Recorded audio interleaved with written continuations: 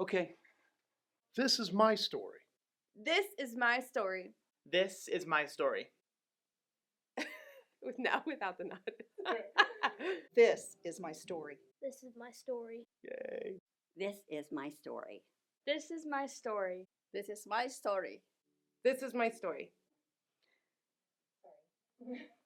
This is my story. This is my story.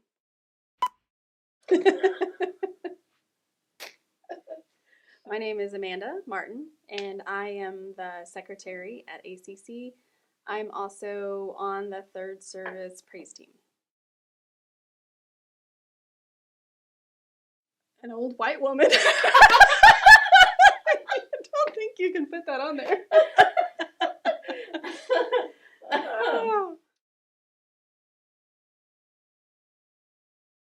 I don't know. I have a few little things. I like to eat all the time. And probably that I start and stop sentences in the middle. I just kind of trail off and I don't finish thoughts, and that's one of my small quirks that drives me nuts. But my husband would say that it's that I rub my fingers together after I am on my phone, so I do this in between because I've got thoughts apparently, and it's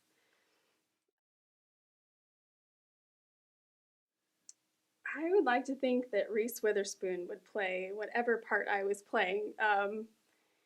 Ideally, it would be some super romantic comedy because those are my favorite, but most likely it would be some drama and maybe a horror story. No, I'm kidding.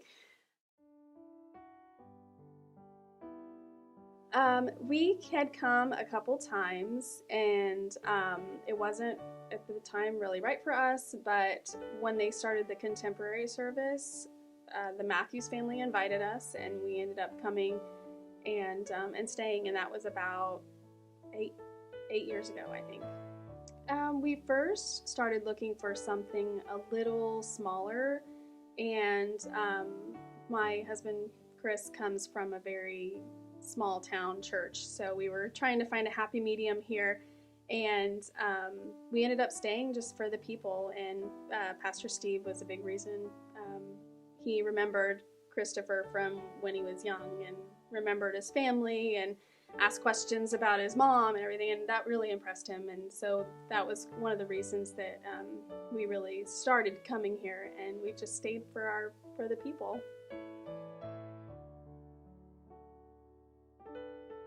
Well, I grew up singing, and my dream for years was always to go to Nashville, and I wanted to be a country singer, and all through college and everything, that was my plan. I was going to go to Nashville, and I was going to sing, and life happened, and I didn't do that, and as time has went on, it has changed to worship being my go-to for music and for expression, and I've really changed to where that's where my passion is. And so when I'm here on Sunday or when I'm listening to the radio and everything, that's how God speaks to me. That is how I express emotion, or, what touches my heart the most is worship music. And so I feel that on a deep level.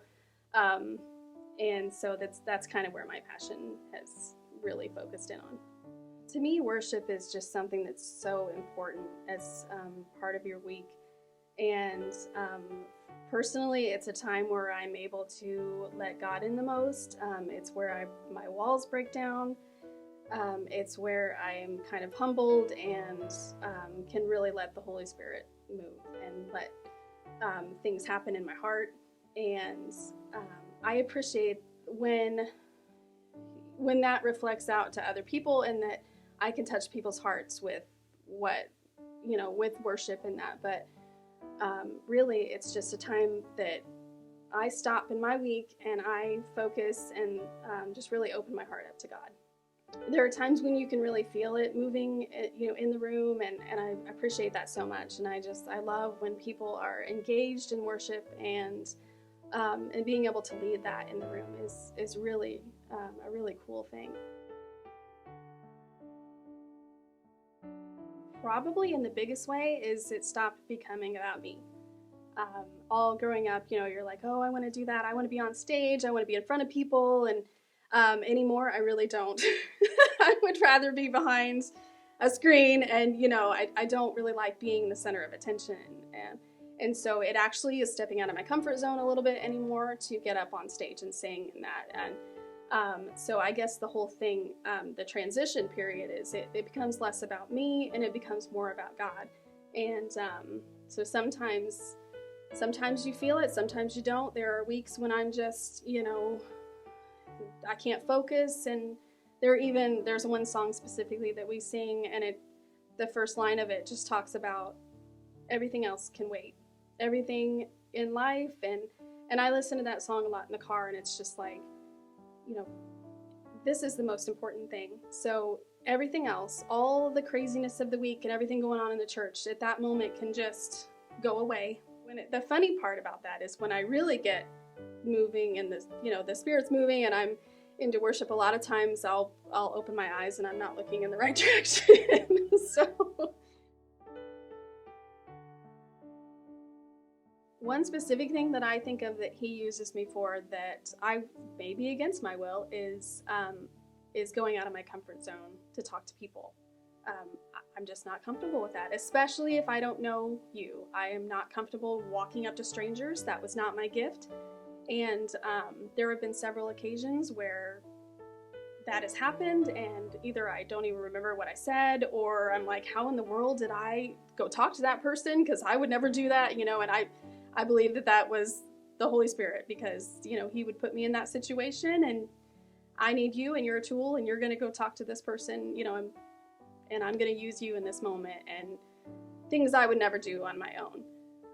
There are situations of people that I've known that I have spoken to, and there will be some situation that I've gone through personally that maybe at that moment I could say something in comfort or advice to that person from what my experience was, and it was God's way of moving them or telling them something where normally I wouldn't do that kind of thing. So I just think there's been several situations where most of the time he shoves me out of my comfort zone, so maybe it's unwillingly, to talk to people.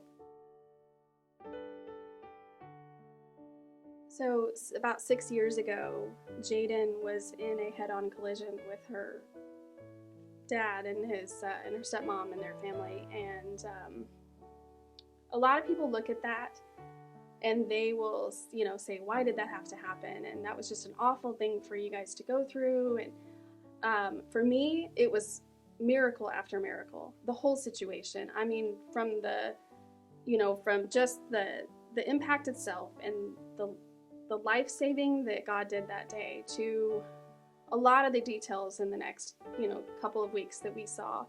There were, to this day, not one person at the hospital could have told us why they sent Jaden over to Carle Hospital when the whole rest of the family went over to Springfield to St. John's.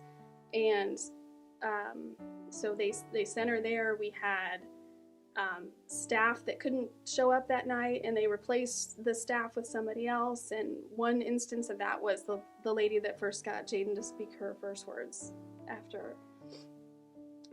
She, because she didn't smile, she wouldn't talk to anybody, she was traumatized. And there was one specific lady that wasn't even supposed to be there that showed up that night and got Jaden to talk.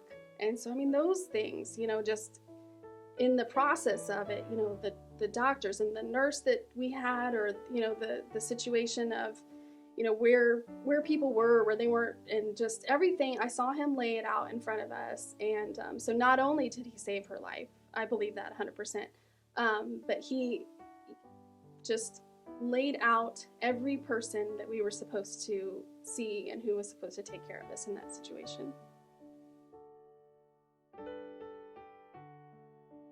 To me, that would just be the power of God's grace and His redemption, and that there is no place too far away from Him that He cannot come find you. I grew up in church. I mean, I full on went there every week, Wednesday nights, Sunday school, full on grew up as a child in the church. And, but as I reached my teenage years, young teen years, I was lost. I spent probably 10 years of my life just completely lost, and I was looking for my identity and my self-worth in everything except for God. And that took me into a lot of situations and a lot of places that, frankly, I shouldn't have been. And I made a lot of mistakes, and I have a lot of guilt, and I have a lot of shame over that whole entire period of my life for a lot of things that I did. But God brought me out of that, and frankly, He protected me in moments where I shouldn't be here. There are things that I did, or situations I had myself in that I shouldn't be here. But I had an amazing prayer warrior. My grandma was just an amazing prayer warrior. My dad was an amazing prayer warrior, and I fully believe that I was protected in that time of my life from so many things that should have happened to me. But I still, to this day, struggle with shame and guilt, and just, I'll never feel good enough for to come before God. I'm not worthy. I'm so far from worthy that it's not even funny. And so He's just basically, He's working on me still. I am a work in progress, and He's teaching me to love myself, even though I feel unlovable. But that's, He's already taken care of that. It's all, I'm working on me. But basically, His grace, it covers so much. And even the things that we think that He wouldn't, He would never go there. He would never forgive that. He would never, go that far. And that, to me, that's what I would share with people, is that He, there's nothing that you have done that is too far or too bad or too ugly or too unclean for Him to forgive. And so my life story is just, it's a story of redemption, and it's, turning myself around and finding my identity and my self-worth in Him instead of my past and the things that I've done.